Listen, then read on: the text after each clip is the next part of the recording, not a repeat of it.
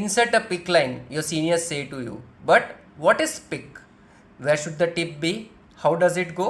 Let's see with the help of this MCQ. So first, what is PICC? PICC stands for peripherally inserted central catheter. So the answer lies in the full form itself. It's a central catheter which starts in the arm and goes into the superior vena cava, and that's the MCQ point. The tip should be in the superior vena cava, and I have already answered the question. So let's see.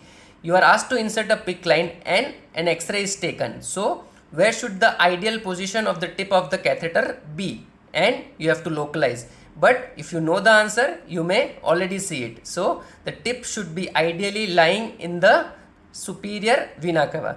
Now, why these PICC lines are important? So as I discussed in my previous video, subclavian vein is the most preferred vein for total parenteral nutrition, but they have been getting replaced by PICC. That is, the final point of both PICC and subclavian catheter will be in the superior vena cava. So why PICC? So the bonus point is PICC have low complication rates. It is more convenient, and the important complication associated with subclavian vein, which is pneumothorax, is absent in PICC line. So let's revise.